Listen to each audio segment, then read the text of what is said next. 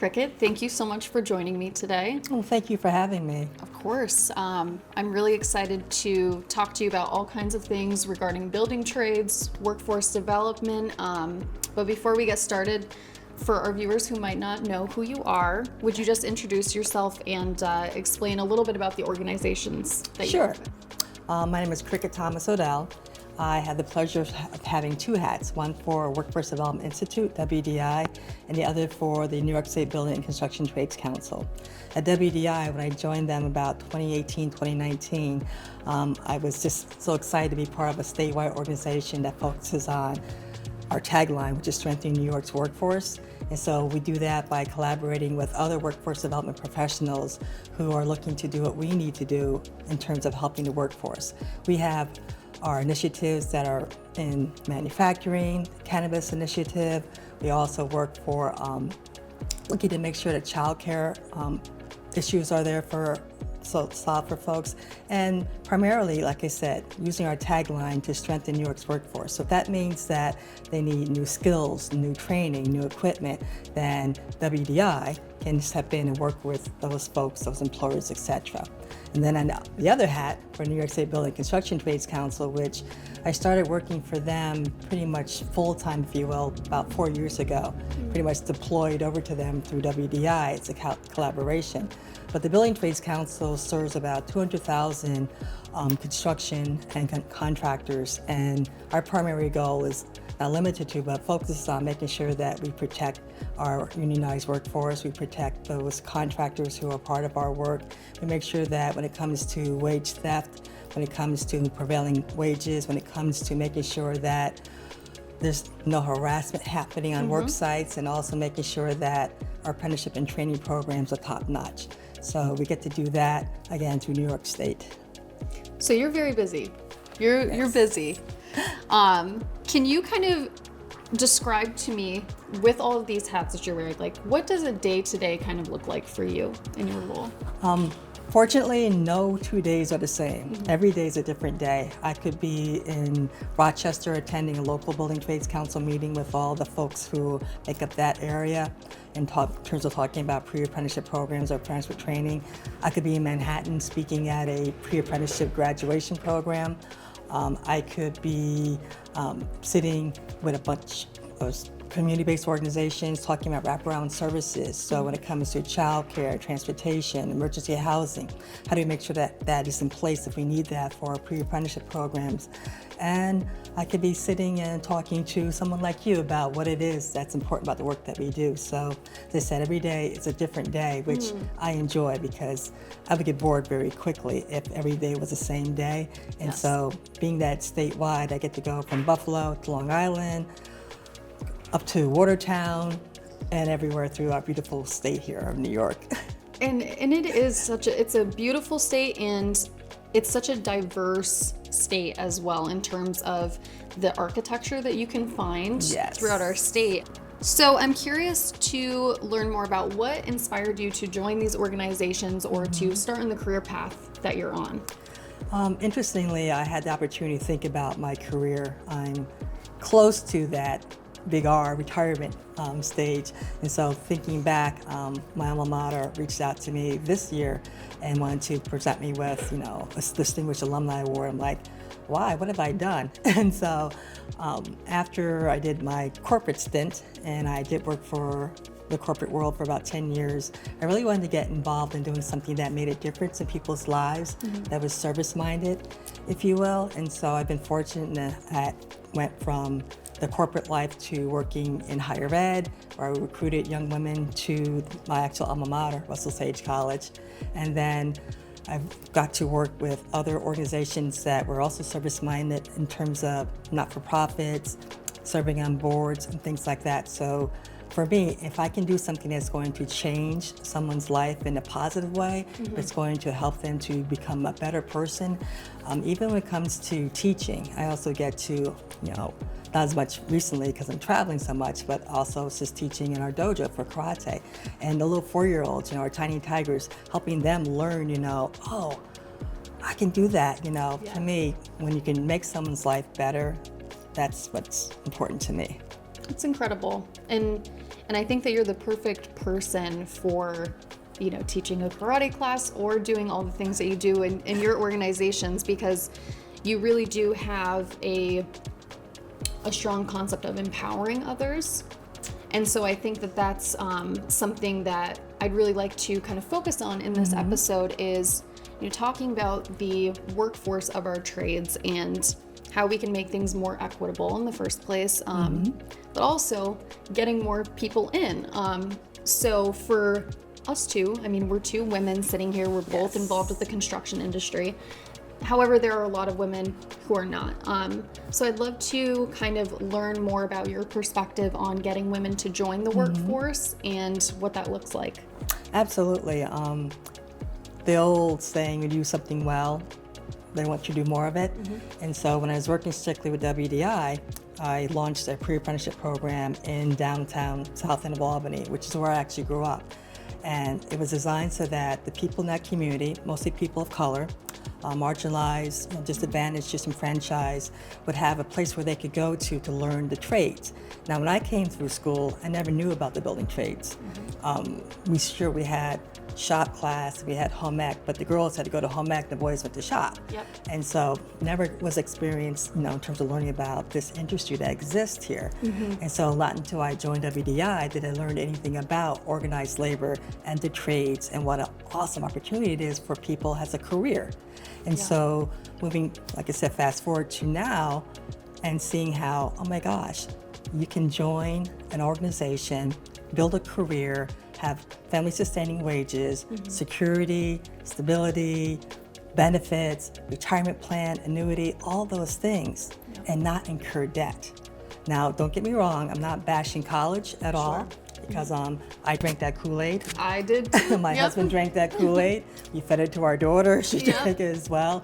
And we all, believed in that as, the only way to be successful is to go to college, which is not true though. Again, there are so many opportunities. And again, my focus now is on the building trades and helping people understand that this is a viable option for you to become a successful person in terms of, sometimes you're changing people's lives generationally when you get them involved in the trades. And so the pre-apprenticeship program that I get to oversee for New York State, I am focusing on women, people of color, those who are just as impacted, and veterans. And it's a pre-apprenticeship program that is designed so that once they go through this 8 weeks, sometimes it's 11 weeks, but it's basically a 120-hour program that is overseen by the NAACP, which is a North American Building Trades Union. And they are the folks who sit at the top looking over, making sure that everything we do is, top notch. And they make sure all of our 14 to 15 different trades have the best when it comes to educational programs and training. And so for them, they make sure that this program, which we call MC3, which stands for Multi-Craft Core Curriculum, the MC3 curriculum in our pre-apprenticeship program focuses on helping them to learn about industry awareness, construction math, construction skills. They learn about blueprint reading. They come out with an OSHA 10, sometimes OSHA 30, CPR, and my favorite module, of course, is financial literacy. Because the truth of the matter is, once people learn about the pre-apprenticeship program, apprenticeship programs are involved in the building trades, and they get into an apprenticeship program, and they get that first check, and it's more money than they've seen in a long time, all in one check, it's like, okay, let's make sure you take that money and invest it wisely. Again, we have those programs in place so that making sure that folks are aware that this is a viable option for you to be successful. Absolutely. We've heard it a lot lately that the middle class built America, and getting into the trades puts you in a part of that middle class. Definitely, and something that I commonly talk about or like to bring up to both these students when myself and other industry partners, local to our Bricklayers, when we go in and talk to high schoolers, we're trying to explain to them the impact of investing in a pension, or I guess getting a pension started, for a better way to put it, and how that number grows when you start out in your early 20s, or even if you're 18 years old. compared to 30 or 40 years old starting a pension. It's just an incredible opportunity to get in as soon as you can. And like you had mentioned, it's generational wealth building. I mean, it's just incredible. And kind of going off of that, so in our day and age, pensions can mostly only be found if you are working for a union, a labor union. Can you kind of walk me through what some of the common kind of misperceptions of union labor or being a union member, what are some of those that you commonly hear? Yeah, and full transparency, the bulk of my career had always been, in management. And so when I was first exposed to unions, was working when I was in DC, and we had to work with the NRLA, National Relations Labor Board. And yeah, there's a misconception that, unions are bad, unions are destructive, unions cause conflict, unions, make, you have to spend more money, as the employer, which is totally inaccurate.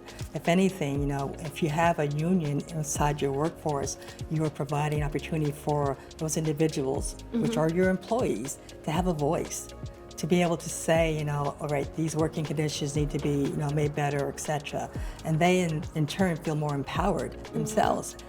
Individually, you may feel as though you don't have a right to say anything, but collectively, there's strength in numbers. And so unions absolutely are beneficial to not only the employee, but also employer, because number one, they cut down on turnover. When you have a union force, in place, and everyone is working towards the same goals, and everyone knows everything is happening, is transparent, then that cuts down on any of those other conflicts and drama that could occur in the workplace. And again, as I said, your retention is made so much better by having a union force in there. That's a really great point that you bring up, where people stay in the union. And, I think a few decades ago, you could go work for a non-union company and maybe they would have offered a pension. At this point, a lot of the kind of balancing factors maybe that used to exist, in my opinion, it's swinging much more in favor of joining union labor at this point. And I think for anyone who's looking to join the workforce, it's a huge selling point. Absolutely. And not to mention too, health insurance, all of those types of things. The benefits, they're just, you cannot knock them when it comes to joining a workforce that you're going to be able to, gosh forbid, you get ill, you can take care of yourself, that in itself, those benefits of having healthcare, preventive healthcare, mental wellness being, all those things that come from being in a unionized workforce are there because of the work that unions provide.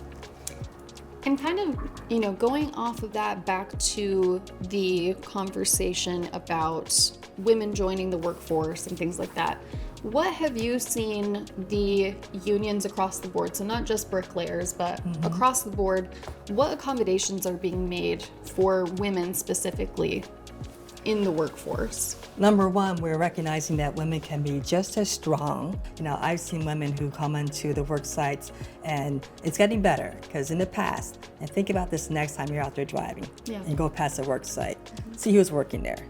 Just take a look. Be careful as you're driving. But typically you won't see that many women. Right. If you do see a woman, she's there holding the flag. And I always make sure to wave to her. Exactly. Honk the horn, thumbs up, exactly.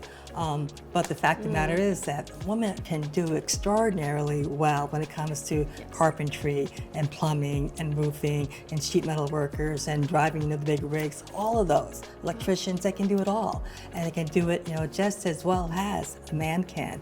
And I get to see that because I get to work with a lot of women, because my focus is on getting more women into the trades. When you think about the fact that women are 51% of the workforce, 51%.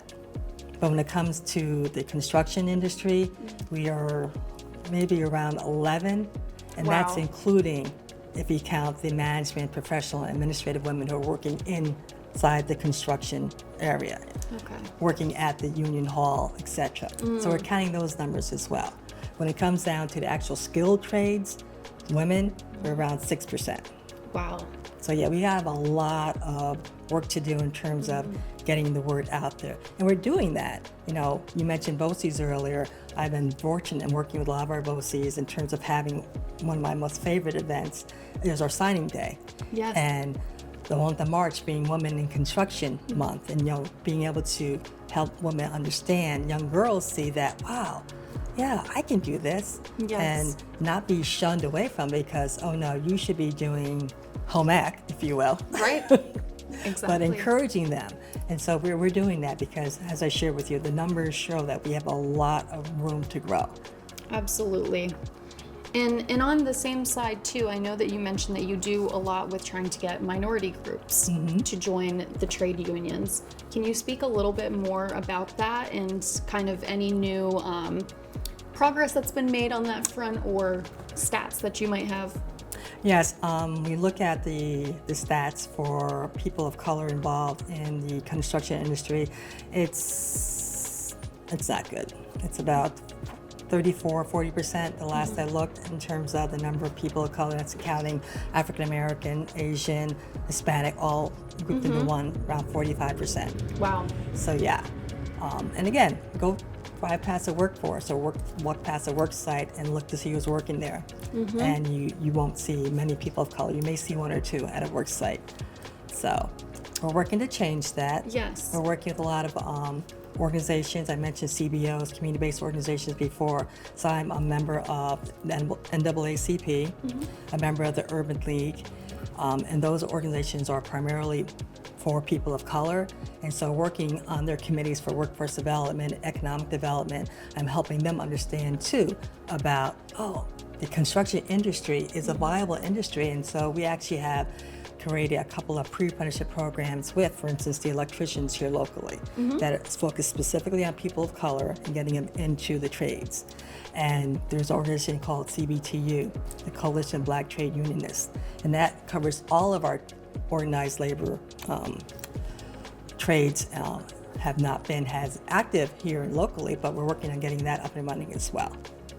That's fantastic. That's absolutely incredible. And I hope too for all of our viewers who are hearing these different organizations, and thank you for giving the acronym and the full name for it, because these are all resources that if people are interested in this type of work, or even just learning more about, how their buildings are made, how our cities and communities are built, definitely check all of those different places out. Absolutely.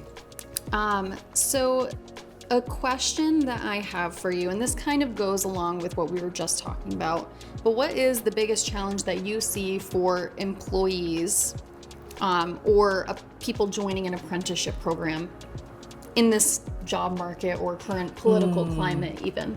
Yeah, I would say the biggest challenge, if you will, is the economic uncertainty that everyone is feeling right now. We had the huge infrastructure bill that came out, during the previous administration, which, listed a whole bunch of, projects that were going to be coming, especially in New York State. And some of them, especially when it comes to offshore wind, had been stalled, if you will. And fortunately, we have those political folks we work with and our public officials are working to get them back on track. But that uncertainty of what's going to happen next is something that is the biggest challenge right now. We know that we need to keep working in terms of the construction trades. We have an aging workforce, that's a fact. But we also have a lot of buildings that need to be maintained. We know that there's a lot of buildings that still need to be built. And so, our data shows that, there still have been sometimes close to 100,000 vacancies when it comes to construction workers that we need for projects. So that coupled with, will this project get released? Will the project labor agreement be signed off on, by the powers that be? That's the biggest thing that I think is, a challenge for folks. So being able to be adaptable and be flexible and be able to roll with the changes is key right now. And I think too, maybe keeping in mind that, regardless of what the climate is right now, we still have to keep pushing forward as a society, as humankind, and we can't halt progress, basically. No, you can't. I mean, bridges still need to be maintained, buildings still need to be built, and toilets still need to be fixed. That's right. You know? And yeah, the aging workforce, that is something that comes up very often in conversations that I'm having. And do you have what was the number? Did you say a number of how many people will be retiring from the workforce? Not retirement yet, because those can happen, you know, between different trades at different times. But I know that we are looking at, when it comes to the labor statistics, close to 100,000 vacancies when it comes to positions that we need to fill those roles. And that's really where, you know, kind of full circle, we need our workforce to look like our communities look like, because we are missing so many people. Absolutely. When we only want them to, you know, look a certain way, speak a certain language, all of those things. There's a lot that needs to be done, but we're so lucky to have people like yourself in this industry, who are working toward these types of things. It has been interesting working with the different, because I said, you know, the Building Trades Council covers all of New York State. Each region has its own local council. It's all meet with the one in Buffalo and Hudson Valley and share with them, you know, what it is that I know basically about your area here when it comes to your demographics, you know, the ratio of women, people of color, those who are just as impacted, you know, working in your trades here. And they're like, yeah, we know we need to do, you know, a better job of recruiting outside of what we used to do, outside of the norm, outside of having it be grandfather, father, uncle, brother, cousin who made up our workforce. Do you have an inspirational story or a story that really sticks out in your mind of a woman in the construction fields? There's an organization in New York City, NEW, which stands for Non-Traditional Employment for Women. And they are strictly for women, pre-apprenticeship program based in New York City. And I had the chance to go to their luncheon this past spring, and they were honoring a woman, a sheet metal worker, who just told her story about how, and it gave us pride, those of us who were in the audience who work for WDI and the Building Trades Council, because we helped with a project that helped to promote and market this organization. And she shared how she was on the subway coming home from like her 5th job, and she was working, you know, 5 jobs just to try and make ends meet, and single mom, I believe 3 children, and she saw one of our ads about, if you want, you know, a better life, a new life, you know, come talk to us about joining the construction industry. Yeah. And so she, right there, you know, because we had the QR codes on it, scanned it, and came down, met with them, you know, and became, like I said, I believe she's a sheet metal worker, and the impact that's had on her life. And she shared some of the stories of how now being able to spend time with their children and be able to buy a house and to be able to afford, you know, a vacation. It brings tears to your eyes, because you know how much you made an impact on their lives. And I mentioned before being able to speak at different graduation ceremonies for pre-apprenticeship programs. Every time, and I've been doing this for a few years now, but every time there's someone in the audience who, you know, yells out, "That's my son, that's my daughter." And you'll see at the end, you know, little kids running up and hugging them, because now they've made this choice, this new step into a life that's going to provide them the whole new opportunities. And yeah, those are very inspirational. It's incredible. That is an amazing story, and I bet the energy at that luncheon and in that room was just amazing. Oh my gosh, it was so, you could feel it. You know, you could feel how much this made a difference to her and to her family, because her family, the tables aren't yours, and they were just cheering her on. It was like, oh my gosh. It's just amazing. It is. And I think that's a great point too, is it's not just the individual who becomes an apprentice for any of the trades, but it ripples out. It has, you know, this effect on everyone who loves and cares about them, who depends on them.